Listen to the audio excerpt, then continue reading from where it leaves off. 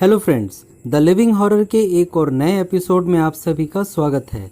दोस्तों, आज के इस एपिसोड में हम बात करेंगे 2018 में आई कॉन्जरिंग की प्रीक्वल मूवी द नन के बारे में, जिसे आप में से ज़्यादातर लोगों ने ज़रूर देखा होगा और वलाक के कैरेक्टर को लेके कई सवाल आपके मन में भी ज़रूर आया होगा, जैसे ये भूतिया नन यहाँ क्या कर रही है और इसका एड और लोरिन वारन से क्या कनेक्शन है। क्या वलाक जैसी कोई डेमोनिक एंटिटी रियल लाइफ में एग्जिस्ट करती है? क्योंकि अभी तक आई कॉन्जरिंग सीरीज की दोनों ही फिल्में सच्ची घटना पर आधारित थी, तो क्या द नन भी ऐसी किसी घटना पर आधारित है या महज एक कल्पना? जानेंगे आज के हमारे इस एपिसोड में। अगर चैनल पर नए हैं तो लाइक, शेयर और सब्सक्राइब ज़रूर करें। दोस्तों, मूवीज़ में अक्सर जो चीज़ें हमें दिखाई जाती है वो हमेशा सच नहीं होती। जैसे द नन मूवी में दिखाई वलाक नन एक फिक्शनल कैरेक्टर है, लेकिन वलाक महज कोई कल्पना नहीं है, क्योंकि द लेसर की ऑफ सोलोमन लेमिंगटन में ऐसे ही एक डीमन का जिक्र मिलता है जिसे the great president of hell कहा गया है। लेमिंगटन असल में प्रेत शास्त्र और काले जादू पर आधारित एक पौराणिक किताब है, जिसे विषयों के आधार पर 5 अलग अलग हिस्सों में बांटा गया है। इस किताब में वलाक की आकृति 2 पंखों वाले एक बच्चे जैसी दर्शाई गई है, जो 2 सर वाले एक ड्रैगन की सवारी करता है। किताब के अनुसार वलाक की खासियत छुपे खजाने और खोए रास्तों की जानकारी देना है, लेकिन ये मदद तभी करता है जब आप में इसे काबू करने की अपार क्षमता हो, वरना ये आपकी ज़िंदगी नर्क बना सकता है। तो अब सवाल ये उठता है कि वलाक को एक नन के रूप में ही क्यों दर्शाया गया है।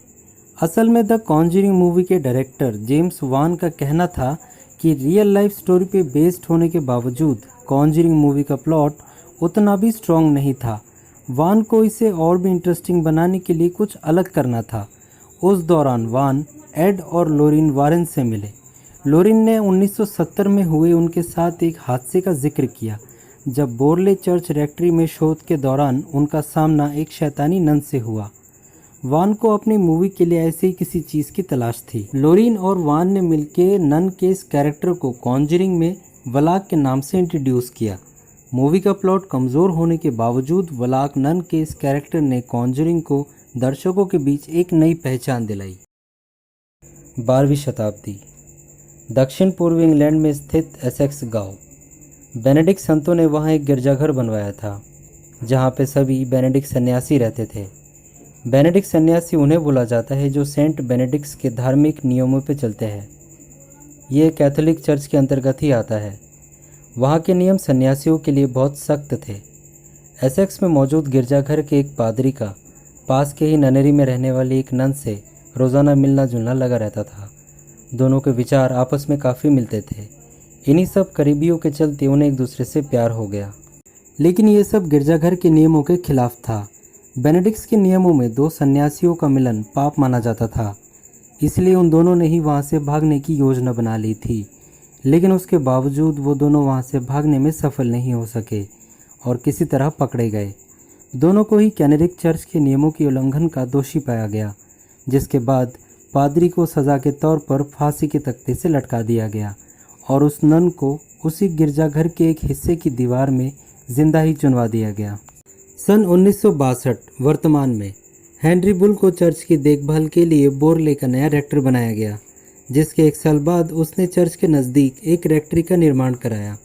रेक्टर चर्च के मुख्य अधीक्षक को बोला जाता है, जो वहाँ की देखरेख करता है। घर में दाखिल होने के बाद हेनरी की कुछ रातें सामान्य गुजरी, लेकिन एक रात किसी आवाज़ ने उसे गहरी नींद से जगा दिया। ऐसा कुछ दिनों तक रोज़ होने लगा। एक दिन आधी रात के समय हेनरी ने एक औरत को चर्च के गलियारे में घूमते देखा। वह आश्चर्य में था, क्योंकि उसके सिवा उस चर्च में और कोई नहीं था। उसने अपने रेक्टर हाउस से बाहर निकल के देखा, लेकिन गलियारा पूरी तरह से खाली था। उसे लगा शायद ये उसका वहम है। अगली सुबह हेनरी गांव में टहलने के लिए निकला। तब लोगों को पता लगा कि हेनरी चर्च के रेक्टर हाउस में रहता है। उसने गांव के कुछ लोगों से अपने उस रात का जिक्र किया, जिसे सुन कई गाँव वाले भयभीत हो गए। जब हेनरी ने उनसे इसका कारण पूछा तो उन लोगों ने हेनरी को उस चर्च का इतिहास बताया कि उस जगह पे क्या घटित हुआ था। गांव के लोग उस घटना से अच्छी तरह वाकिफ थे, इसलिए नन का नाम सुनते ही लोग दहशत में आ जाते थे, क्योंकि कई लोगों का सामना उस नन के भूत से हो चुका था, लेकिन वो सबको नज़र नहीं आती थी। हेनरी इसमें अब काफ़ी रुचि लेने लगा। वो अब इसका आदी हो गया था। अपनी क्यूरियोसिटी के चलते हेनरी ने रेक्ट्री में एक नए हिस्से का निर्माण करवाया, जिसे उसने नाम दिया नन्स वॉक, ताकि वो वहाँ से नन के भूत को रोज़ाना देख सके। लेकिन कुछ दिनों बाद हेनरी को यह एहसास हो गया कि उनसे बहुत बड़ी गलती हो गई है। उन्हें उस हिस्से का निर्माण नहीं करवाना चाहिए था, क्योंकि अब वो जगह हेनरी के लिए परेशानी का कारण बन चुकी थी। नन को कई बार उस हिस्से में खिड़की से अंदर घूरते देखा गया था और वो अचानक से गायब हो जाती। कई विजिटर्स ने भी इसका अनुभव किया था और वो काफ़ी डर गए थे। कुछ समय बाद वो नन हेनरी पे हावी होने लगी थी। बोरले रेक्ट्री को इंग्लैंड की सबसे डरावनी और मनहूस जगह माने जाने का एक कारण यहाँ का भयानक इतिहास है। रेक्ट्री के अंदर होने वाली अधिकतर घटनाओं के पीछे नन को ही जिम्मेदार ठहराया गया, क्योंकि बाद में ये बात सामने आई कि जिस जगह पर रेक्ट्री का निर्माण कराया गया था, ठीक उसी जगह उस नन को भी दीवार में चुनवा दिया गया था। कई पादरियों ने भी रेक्ट्री का मुआयना करने के बाद इस बात की पुष्टि की थी कि यहाँ एक अतृप्त आत्मा है जो काफ़ी आक्रोश में है, और उन्होंने सबको एहतियात बरतने की सलाह भी दी थी। घर में ज़्यादातर डरावनी घटनाएं हेनरी की बेटी इथेल के साथ हो रही थी। उसे ऐसा महसूस होता था जैसे 24 घंटे उसके साथ कोई रहता है। एक रात इथेल जब अपने बेड पे सो रही थी, उसे किसी ने नींद में बहुत ज़ोर से तमाचा मारा, जिसके निशान उसके गाल पर देखे जा सकते थे। इथेल इस सब से बहुत ज़्यादा डर चुकी थी। उस पर इसका बहुत गहरा असर पड़ा था। सन 1892 में हेनरी बुल की रेक्ट्री हाउस के ब्लू रूम में रहस्यमय तरीके से मौत हो गई, जिसके बाद हेनरी बुल के बेटे हैरी ने उस घर को अपने अधिकार में ले लिया। हेनरी के मरने के बाद ये घटनाएं और भी ज़्यादा भयानक हो गई। हैरी की 4 बहनों ने भी उस नन को रेक्ट्री के गलियारे में घूमते और गायब होते देखा, जिसका चेहरा काफ़ी डरावना था। रेक्ट्री और उसके आसपास की कई जगहों पर पैरानॉर्मल घटनाएं शुरू हो गई थी। सबसे रहस्यमयी और डरावनी बात यह थी कि हेनरी के बेटे हैरी की मौत भी उसी ब्लू रूम में हुई जहां हेनरी की मौत हुई थी। सन 1928 में एरिक स्मिथ और उनकी वाइफ ने इस घर को खरीद लिया। एरिक इस घर के इतिहास से अच्छी तरह वाकिफ थे, लेकिन उसके बावजूद उन्होंने ये घर क्यों लिया, ये कोई नहीं जानता। उनके घर में आने के कुछ दिनों बाद ही पैरानॉर्मल घटनाओं का दौर एक बार फिर से शुरू हो गया। कई बार कमरों में अजीब सी फुसफुसाहट सुनाई देती, जिसमें एक नाम बार बार दोहराया जाता, कार्लोस।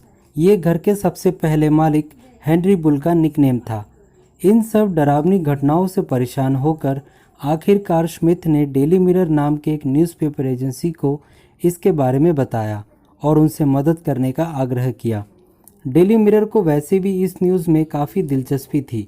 उन्होंने एक पैरानॉर्मल इन्वेस्टिगेटर हैरी प्राइस को रेक्ट्री की तहकीकात करने भेजा। हैरी प्राइस ने भी उस जगह पर कई असाधारण गतिविधियों को महसूस किया। किसी अदृश्य बेल का बजना और एक विचित्र सा कैथोलिक सिंबल जो उन्हें बार बार नजर आता था। आखिर इस सिंबल का क्या मतलब था और उन अदृश्य सायों से इसका क्या संबंध था? ऐसे कई सवाल अपने जहन में लिए स्मिथ ने अपने पूरे परिवार के साथ अप्रैल 1930 में उस घर को खाली कर दिया। लेकिन उसी साल के अक्टूबर महीने में हैरी प्राइस ने उस घर में एक बार फिर अपनी तहकीकात शुरू की। इस बार हैरी की रिसर्च ने सबको चौंका दिया। उसने इसे साइकिकल रिसर्च की सबसे अद्भुत और best documented case of haunting का नाम दिया। हैरी प्राइस के अनुसार रेक्ट्री में होने वाली सारी घटनाओं का केंद्र बिंदु वो नन ही है। कई बार ऐसा लगता है कि घर में होने वाली भयानक और डरावनी चीज़ उसी के इशारों पे हो रही है। सन 1939 की एक रात जब रेक्ट्री में अचानक आग लग गई और धीरे धीरे करके पूरा घर आग की लपटों से घिर गया और जल कर राख हो गया। जिस दौरान घर जल रहा था उस समय आसपास के कई लोगों ने आग की लपटों के बीच कुछ सायों को और ऊपर वाले कमरे की खिड़की में एक नन जैसी आकृति को देखने का दावा किया। बोरले रेक्ट्री अब पूरी तरह से खंडर बन चुका था। इस घटना के 5 साल बाद यानी सन 1944 में हैरी प्राइस एक बार फिर वहां अपने इक्विपमेंट्स के साथ पहुंचे। इस बार उन्हें घर के मलबे के नीचे एक औरत के जबड़े की हड्डी मिली, जो उनके मुताबिक उसी नन की थी जिसे बेनेडिक्ट संतों ने दीवार में जिंदा चुनवा दिया था। उन्होंने पूरी रीति के साथ उस हड्डी को कब्रिस्तान में दफनाया। हालांकि इन सब के बाद भी वहां परिस्थिति सामान्य नहीं हुई। वहां आज भी बोरले चर्च के आसपास की जगहों पर कई लोगों ने उस नन के भूत को देखने का दावा किया। तो दोस्तों आज के हमारे इस एपिसोड में बस इतना ही। अगर वीडियो पसंद आया हो तो लाइक, शेयर और सब्सक्राइब ज़रूर करें। मिलते हैं अगले एपिसोड में।